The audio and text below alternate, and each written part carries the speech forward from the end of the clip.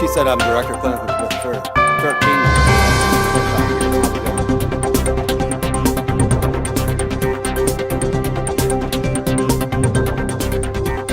This is just a general talk. I'm not going to talk about every single thing. I'm going to talk about various aspects that if someone is going to participate in a research program, a research trial or study, that they need to know what they're going to get and what they need to ask.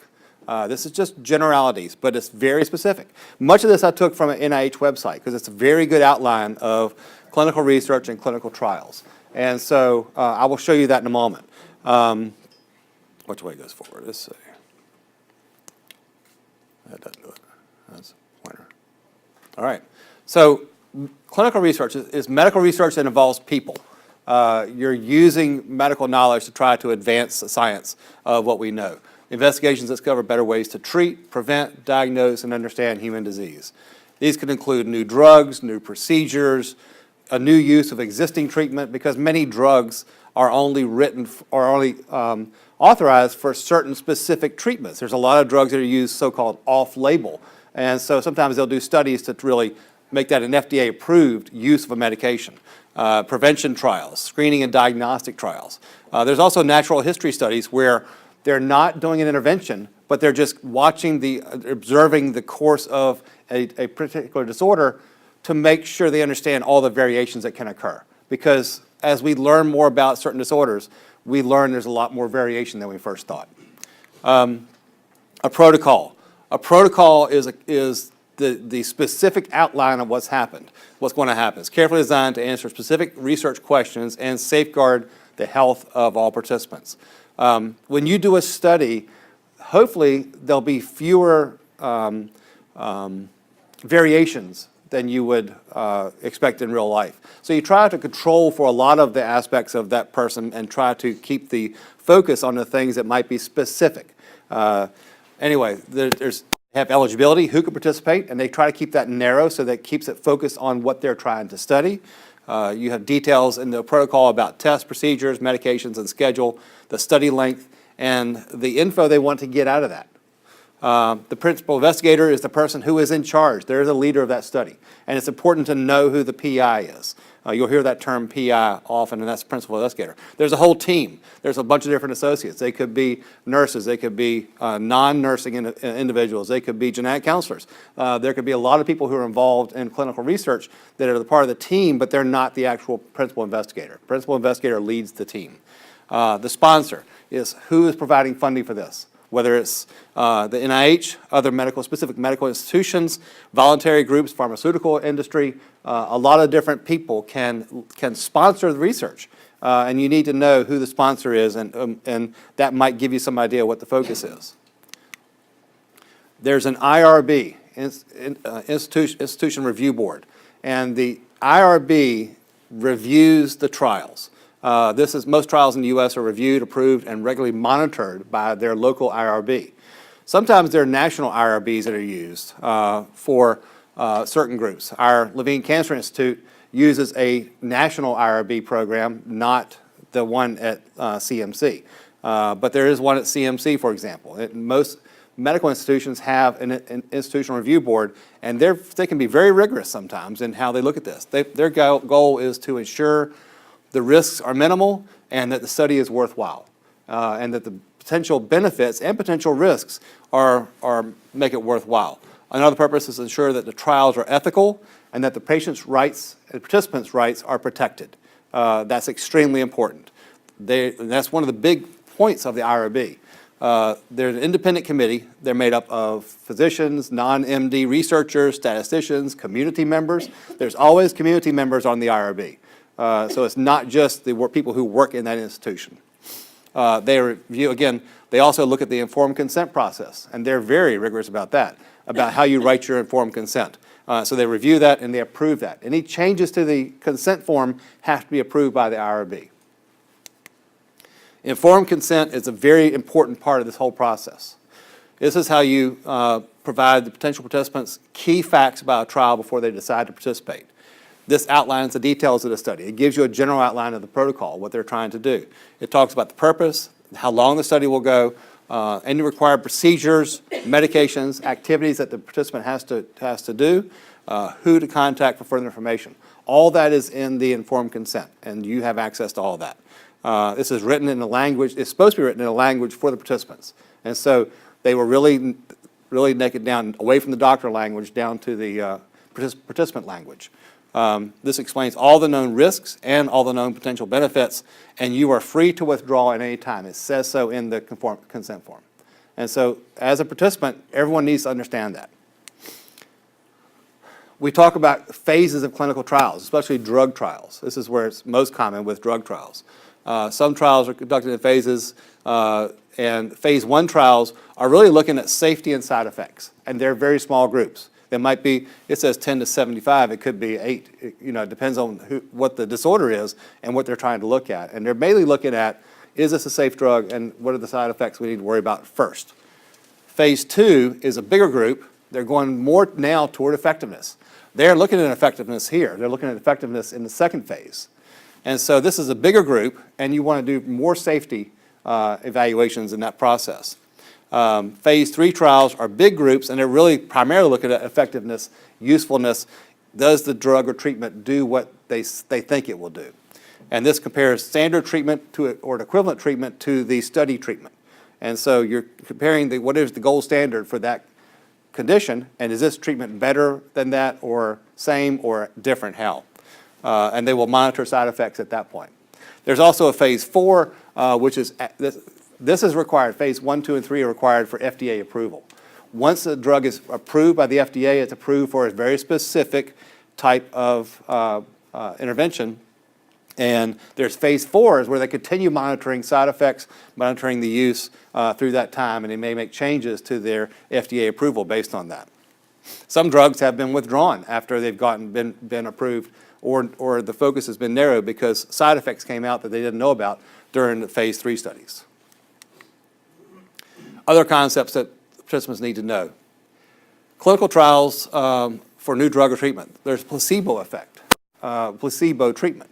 They will give people a sham treatment. This is a treatment with no effect. It's an inactive drug or an active treatment.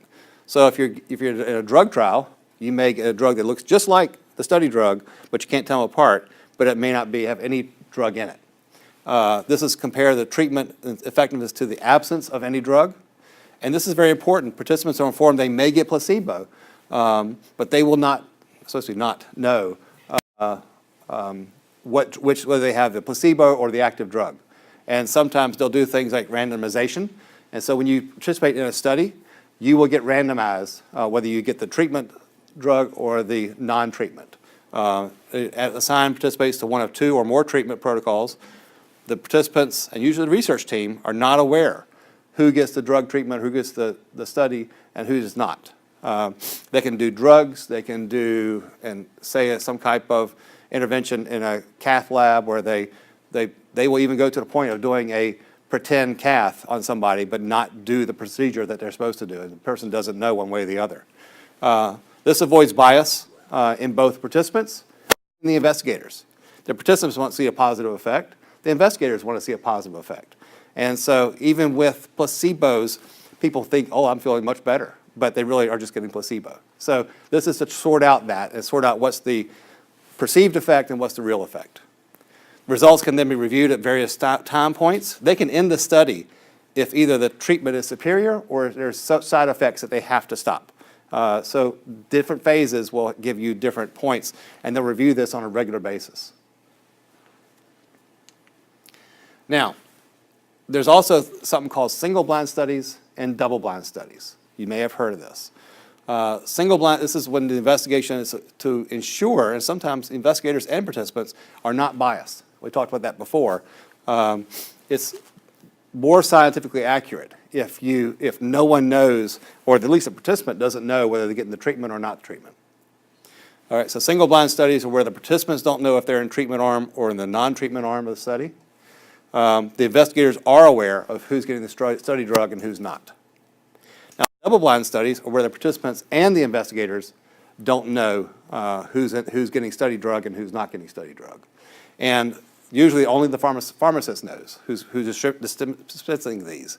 And so the drugs are exactly alike and all that. Depending on what it is, sometimes people can tell if they're really getting it or not because they'll have certain effects if they're getting the drug treatment and definitely not if they're getting the placebo. But this is the best way to study something, and they'll, again, unmask this at certain points to make sure that to see if they're seeing a definite effect or seeing a detrimental effect. Now, participants. This includes both healthy volunteers and so-called patient volunteers, those with certain disorders. We need control subjects that are healthy because we want to, and we often match those to the patients based on sex, age, other medical problems, whatever it is you're trying to control for. If you want people to be very similar to each other and study the effect of with drug and without drug, patients versus non-patients, this is a good way to do that. It helps us define what's normal, because if we see what the effects are in typical non-affected individuals, that sometimes can be quite helpful. This is useful to help develop new information regarding a drug or a technology. So we will look at healthy controls volunteers as well as those who are affected to look at the difference in the treatment effect. Patient volunteers are people with a known health problem relevant to the study goal, and there's no guarantee of personal benefit. This is important. People, participate in research and they sort of hear that, oh, I will get something out of this. This is what they'll tell me. Well, there's no guarantee you'll get any results directly for you. You may, like if we see a lot of patients who are involved in studies where they're looking at the scientific, looking at a new test, chromosome test or a whole exome sequencing. Unless it's stated in the informed consent, there's no guarantee you'll get anything personally out of this. There's no guarantee of personal benefit in this process, but they may include that as part of the goals to get you into this. The primary aim is to gain knowledge of the treatment effects and the limitations and side effects and so forth. So that's what research is all about, not necessarily about gain of personal benefit. Now, they may have very clear inclusion and exclusion criteria. This is where participants must meet specific criteria to be included, and this is where you try to narrow the focus of the study so you can only study what you're trying to study and not have all these other things contributing to the variation you might see. You want to control the variables. You want to keep the variables focused on what you're trying to study. And so you may have very strict inclusion criteria or very loose inclusion criteria, and you can include a lot of people from all walks of life. This can be based on gender, age, the type of disease in the participant, any treatment history that might exclude some people if they've had certain procedures or treatments done. Other medical conditions might exclude somebody. So these are all variable types of things. These are quite variable depending on the scientific aim, the purpose of the study. So inclusion or exclusion criteria should be very clearly defined. Potential participant must be informed of the risks and benefits. Risks and benefits are really part of the whole informed consent process, and you have to be told this. Specific risks are outlined as part of the informed consent. These are points to consider. You need to decide if you want to participate, the degree of harm that could result, the absence of any harm occurring. Those are things you need to know about, and they should be clearly stated in an informed consent. You may get minor discomfort, like blood draw or minor procedures, and that's usually not a big deal. The IRB will not allow there to be dangerous procedures being done to people. So that's not part of the typical clinical research program. The research team will explain major risks and will answer any questions, and that's their job is to do that for all participants at any time. You can ask questions at any time to the research team, and they should give you answers. Potential benefits, one may be only playing an active role in healthcare or in your healthcare. You gain access to new treatments before they're widely available. You will get regular and careful medical attention. You'll be seen on a regular standard basis, and this also will be outlined in the consent form. They will tell you how often you need to come in. You contribute to medical research and knowledge. Now, there may be serious side effects or unpleasant side effects, even life-threatening side effects. That's happened before. We try to control for that as much as possible, but sometimes that happens. This may require more time and attention. You may have to go in every 2 weeks. You may have to be seen more often than you would normally do, and that may interrupt your life more than you can tolerate. There'll be more visits, more tests and treatments, and more hospital stays potentially, depending on the study. And that has to be taken into account with what you're trying to do. Does this fit into your life? So the clinical questions you need to ask as participants. This is what people that are participants need to understand. This is regarding to the clinical trial and the study itself. What is the purpose of the study? What's the purpose of the trial? Why do researchers think this may be effective? How did they get to this point to understand that? Can anybody explain that to me in words I can understand? Who is the funding source? Where's the money coming from to pay for this? Because that may give you some idea what's going on. Who has reviewed and approved the study? Again, the IRB, any other scientific validation group in that institution. How are the study results and participant safety monitored? How long will it last? How long am I obliged to participate in this if I do agree? What are my responsibilities as a participant? Those are all things you need to know about. Risk and benefits. You need to ask about these. What are the possible short-term and long-term benefits? What are the short-term risks, such as side effects? What are the long-term risks? What other options for care is there for that condition? If I don't participate in this, what other options do I have? And this goes into play sometimes with treatments for cancer treatments and a variety of things like that where there are limited options. How do the possible risks and benefits of the trial compare with available options for care? This is something you can ask about. You should get answers to these questions. If you participate, what kind of therapies, what kind of procedures, what kind of tests will be done? And will they hurt? Will they be complicated? How do the trial tests compare to those tests that you may have outside the trial? Because you still have ongoing medical care for other things. Will you take your regular medications? That's an important thing. Do you stop taking medicines? Does this replace that? Or do you continue with your regular medication? So they need to know all the things you're taking at that time. Who will be in charge of their medical care? They should not replace your regular doctor. You still have to go to your regular doctor for whatever reasons you go. Where will they have their medical care? And how could being in the study affect your daily life? Again, these are important things because if it affects your daily life and it becomes difficult, then you will withdraw from the study. So think about that before you get into it. Cost issues. Will participants have to pay for any part of the trial? In many studies, like drug studies, that you don't pay for any of those things. What will charges likely be? Depending on this study, you may have to have some payment. But for the most part, most people that'll be an inducement to participate, is it won't cost you anything. But that's not guaranteed. What is your health insurance likely to cover? Who is available from research team to answer questions from their health insurance company when they say, we don't want to cover this echocardiogram you're having as part of the study? Well, why isn't the study paying for that? Those are the kind of questions that need to be answered. Will there be travel costs or child care costs, and is there reimbursement for those costs? It depends on the study. Some studies will pay for travel, some studies will not. Some of the NIH studies at the NIH, they'll pay for you to get there and stay for a week or something like that. Some of the kids we follow go in for those kind of studies for like a week at a time, and they'll pay all the costs of that. But it really depends on the study, who the funding source is, and what their protocol says. Other things to consider. If you're going to ask about a study or participate in a study, you may want to take somebody with you because it's overwhelming information. The first time you hear it, it's like a science lesson. And so you really got to, you can't remember everything. You may get overwhelmed. They may be saying something that you're not even hearing because you're thinking about something else they just said. So having somebody with you is a help. Plan ahead what to ask. Do not hesitate to ask any questions that come up during the time you're there that you didn't think about beforehand. You can even write down questions in advance, write down answers while you're there, or have someone go with you and write down answers while you're asking and talking. Because if you're writing, you're not listening. So you need to think about all these things. Now, there's one important part of all this in the participant protection aspect is ethical guidelines. This is a big part of why we have IRBs, is for participant protection.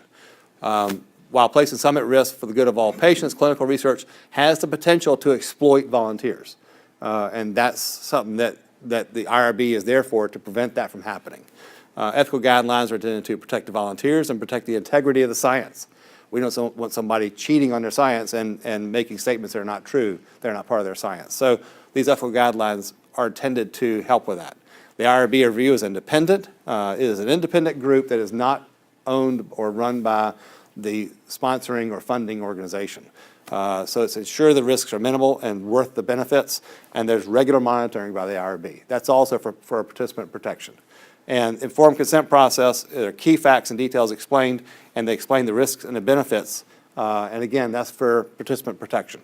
And this is all very important to keep in mind. When the study ends, what happens then? They will review the results. They will review the information that they collected.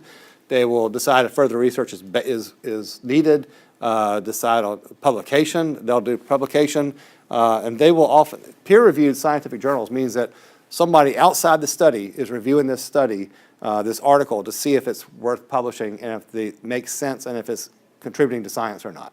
Articles may not be published if it's no new information, or if it's a lot of negative information, it doesn't tell you anything new, then they may not publish that. This will all determine if the analysis and conclusions are sound, if it's really good science or not. They may present at scientific meetings. This could be the foundation for new approaches to healthcare, and this is what we call evidence-based medicine. We decide how to manage patients. For the healthcare guidelines for children with Down syndrome, that is all evidence-based practices. And because of that, some things like celiac disease testing in the children is not always said to be required, but to be considered. And so the evidence base may change the guidelines over the years from one set of guidelines to the other, for example. And this could be the foundation for further investigations. The results they get now may lead to the new studies, new grants, new investigation protocols. So where do you find clinical research activities? Clinicaltrials.gov is one resource. This is a public resource. Anybody can look at this. You don't need a password to get on. You can search for studies based on a diagnosis, an intervention, a location. They have basic searches, advanced searches, depending on what you're looking for, and this gives information about clinical studies. The NIH has a nice, I took a lot of what I'm talking about today from the NIH site, and I'll show you that in a moment. You can search their clinical research studies. They have something called Research Match, where you can join this national registry of volunteers, and they will, if somebody's doing a study that overlaps with the things that you put down in your application here, then somebody will contact you if they think that you're a good person to participate in their study. There's disease-specific advocacy groups like NDSS that may lead or direct certain topics of research. They may have direct requests for research volunteers through groups like this that are advocacy-based for a certain condition, and that is one source for these kind of things. And so we're involved with a number of different study groups like that in our work, that different groups have sponsored long-term observational studies for looking at the course of disease in those conditions, whether biochemical conditions or things like that. And they help us pull that stuff together with a registry of information. The advisory board, if you're interested in participating or finding out about research in a particular topic, and there's a disease-specific advocacy group on a national basis, often the people on their advisory board may be participants or know people who are actively involved in research in that area. The reason they're on that board, especially medical advisory boards, is that they know more about that condition than other people in the community would know of all of scientific medicine. So those individuals may be people who are connected with or researchers themselves in that specific field. All right, let me go. Let's see. Clinicaltrials.gov. Pardon? You got 3 minutes. Perfect. And so you put in here, and it gives you a whole list of different things. I mean, I can do this real quick. I can see the mouse up there. I can't see it on here. Here it is. This is very confusing. You see one in the corner of my eye. Down syndrome. Hope I spelled it right. All right. So this gives you a list of different things. Some of them are recruiting, some of them are completed. It tells you, you can click on these and go to these. This one, oh, thank you. At Children's Hospital of Philadelphia, it tells you it's currently recruiting. It'll give you information. It'll give you the inclusion criteria, exclusion criteria, and different things. So that's one site you can go to. The other is for information is the NIH Clinical Trials and You section. This tells why should I participate in a clinical trial. It tells you different aspects of clinical trials, things like that. You can go to the NIH website. It's very helpful. You'll learn a lot about different research aspects. And again, a lot of what I took was from a lot of this. So this is a good summary. This is written for individuals like yourselves so that you can find out about clinical trials. They also have access to their trials themselves. So I'll stop there and we can move on.